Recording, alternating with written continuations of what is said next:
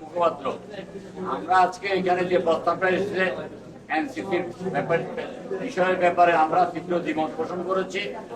আমরা বলেছি এটা এই মুহূর্তে অপ্রয়োজনীয়। আমরা জানেন যে আমরা প্রত্যেকেই জানি যে একটা সুষ্ঠু নির্বাচনের পক্ষে আমরা আছি। একটা সুষ্ঠু নির্বাচন হলে একটি রাজনৈতিক দলের রাষ্ট্রীয় ক্ষমতায় প্রতিষ্ঠিত হওয়ার একটা সম্ভাবনা আছে। সুতরাং সেই রাজনৈতিক দলটাকে কিভাবে হাত পা বেঁধে দেওয়া যায়, অনেকের মধ্যে সে ধরনের একটা প্রচেষ্টা আছে।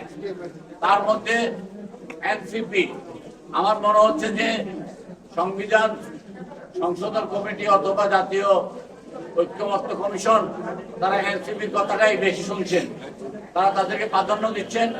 এবং আমরা যে বক্তব্য উপস্থাপন করছি, ভবিষ্যতে সরকারের মধ্যে সরকার অথবা সরকারকে অচল করার জন্য যে ধরনের প্রস্তাব এসেছে, আমরা এই প্রস্তাবের বিরোধিতা করছি।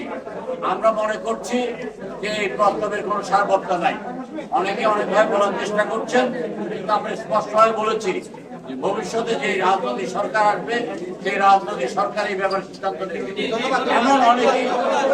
এমন অনেকে আছেন এখানে ফ্যাসিবাদ বিরোধী অনেক বড় বড় কথা বলার চেষ্টা করছেন, কিন্তু আমরা তাদেরকে দেখেছি যে 28 সালের পর থেকে তারা ফ্যাসিবাদের আশ্রয় ছিলেন।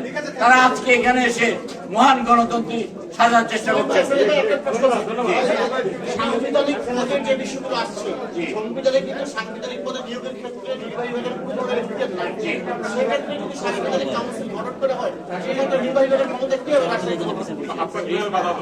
এখানে পুরো ব্যাপারটা যেভাবে যে 8 জন বা 11 জনের নাম প্রস্তাব করা হচ্ছে, তাদের মধ্যে অধিকাংশ হইল যে বিরোধী দলের স্পিকার, বিরোধী দলের ডেপুটি স্পিকার, বিরোধী দলের উচ্চকক্ষের ডেপুটি স্পিকার ইত্যাদি পদগুলো এমন ভাবে সাজানো হচ্ছে যে সেখানে সরকারের হাত পা পেতে দেওয়া হচ্ছে।